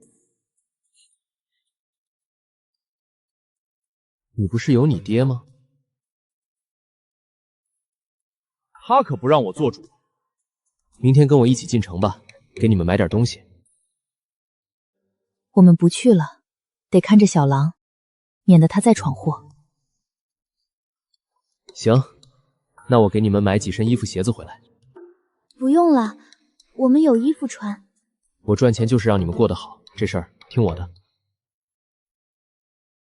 刘万山吃完饭便匆匆告辞离开。翌日清晨，我与刘家父子骑着板车进城，茫茫大雾中缓慢前行。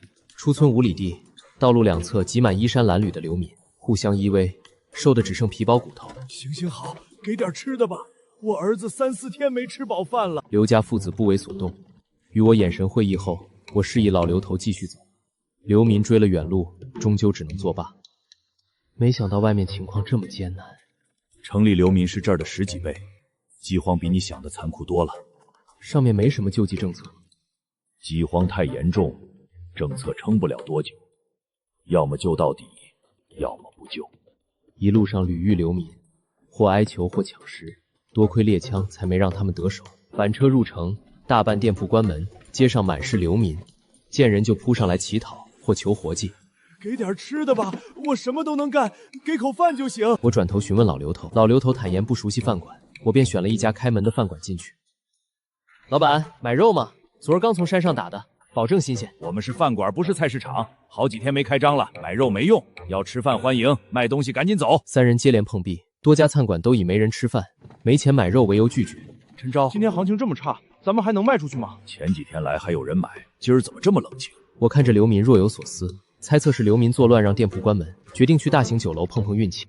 马管事，我的菜呢？这么久还不上，老子快饿死了。马上，后厨正在做，稍等片刻。都别愣着，赶紧去后厨催菜。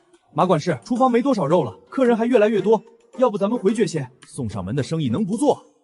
赶紧想办法弄肉，我这生意要越做越红火。我将一切看在眼里，走到马管事身边，刘家父子紧随其后。不是来吃饭的，要饭去别家，别影响我做生意。老板误会了，我听见你缺肉，正好我是卖肉的，你跟我出去看看。你有肉？我是猎人，昨儿上山打到一头虎，剩了不少新鲜虎肉，想拿来卖，还想跟你谈长期合作。马管事又惊又喜，跟着我来到门外。老刘头掀开板车上的布，露出虎肉。的确新鲜，这些肉我要了，开个价。价格好商量，我想长期给你供货，保证每天送新鲜肉来，你不用再四处找肉。饥荒年月，猎人打猎看运气，你能保证每天有肉？我相信自己的本事，总不能让自己饿死。今天先给你100斤，够你用2天。后天这个时间我再送新鲜的，满意咱们就签长期合作。马管事思索片刻，下定决心，点头同意，冲店里喊人来搬肉。好，我信你一次，价格绝对不亏待你。酒楼能不能撑下去就靠你了。小二，来了。放心，我不会让你失望。员工们匆匆跑出来，将100斤虎肉搬进厨房。马管事领着我3人去后院，拿出一沓钱。这1000块是今天的肉钱，定金先不给，后续按这个价收，怎么样？不给定金不行，万一我们拉来肉你不要了怎么办？没事，老板的顾虑我懂，先按你说的来，等建立信任再付定金也不迟。马管事满意我的爽快，双方敲定合作。马管事邀请3人留下吃饭。一看你就会做生意，合作愉快。合作愉快。3人找位置坐下。刘万山担忧后续打猎强度，我将几张100元大钞塞进他怀里。陈昭，这太多了，我们拿的肉远不足你。你们帮了我不少，这是该得的。一会儿一起买物资。村里最仗义的就是你了。以后别多捕老虎，数量本就少。我打算买狩猎装备，换猎枪，再买点米面粮油，给芷沃姐妹买新衣裳。行，本来以为够娶媳妇儿的，这下撑不过今天了。钱还会有，先买必须的。饭菜上桌，3人吃饱后告别马管事，采购了满满一车物资，远路返回。刘明见状不敢阻拦。陈家村，刘芷若和刘芷晴将多余的肉制成肉干，方便储存携带。这么多肉干，够吃好几个月了。遇见陈昭是咱们的福气，不拖他后腿就好。给，这是你今天的饭。2人拿着生肉去喂小狼，小狼正啃着虎骨头，见肉眼睛一亮，叼着肉还护着骨头。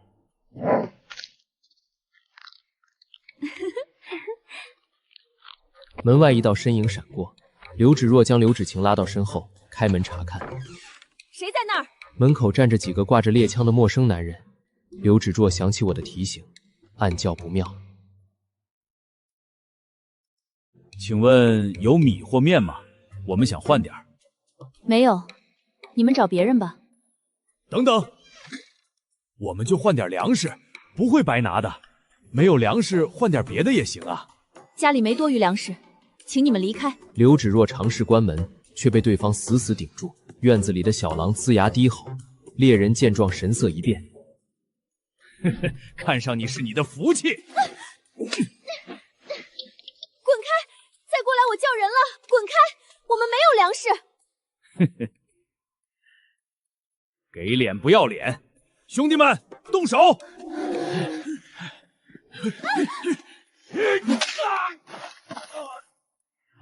陈凯，你怎么来了？我路过瞧见闹事，你们外来的赶紧走，不然别怪我不客气。敬酒不吃吃罚酒，给我狠狠打！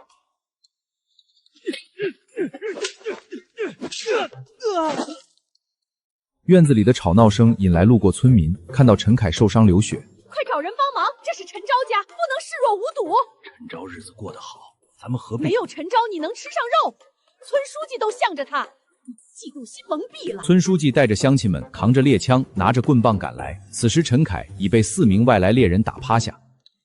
你们不是本村的，敢来闹事儿，胆子肥了！我们是山那边的猎户，来换粮食的，都是误会。误会？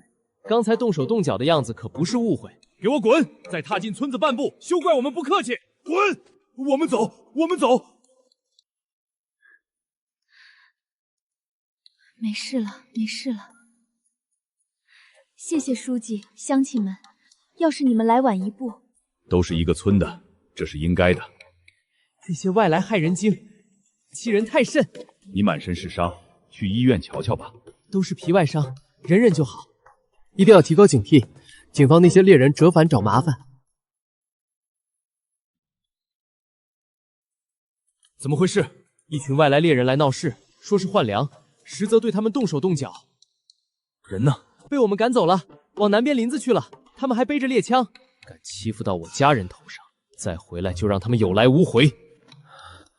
今天的事谢了，这个人情我记下了。我示意刘芷若帮忙搬板车上的物资。刘芷晴看到满车米面粮油调味品，姐夫，这些都是你买的？怎么买了这么多？不能亏了生活。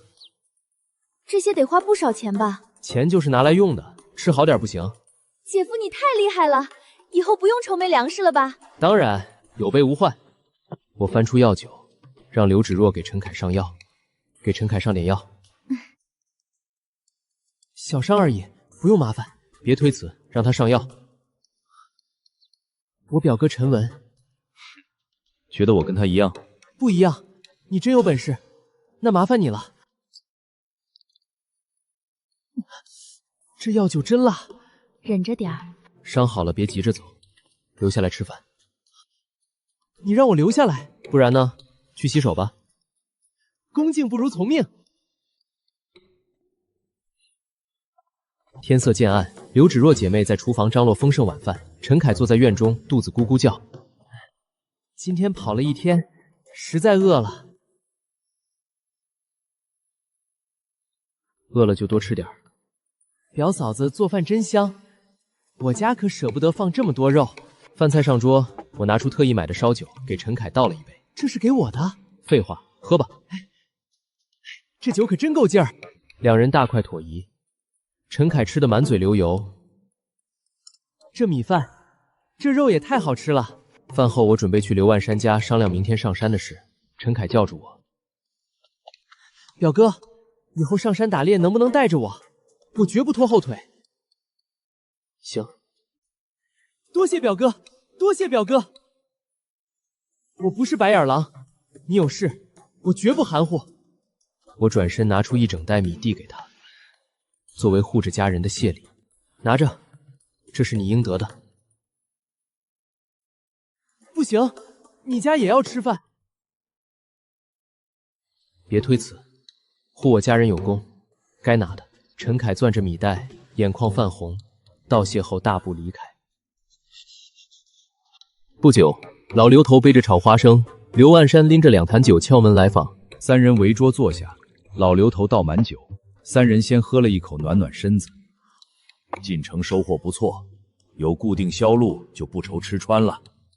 傍晚那几个外来人的事儿到底咋回事？敢来你家撒野，真是不知死活！他们跑了，再敢来，我绝不手软。真当陈家村好欺负，下次绝不能轻饶。最近猎物越来越少，再这样下去，要吃不上肉了。那明天去北山头。北山头？胡闹！北山头凶险万分，山豹黑熊遍地，你拿命开玩笑？你没开玩笑吧？一般人去了，要么空手归，要么回不来。刘叔，我心里有数。陈昭不是冲动的人，他自有打算。咱们不去，也未必能找到猎物。算了，听你的。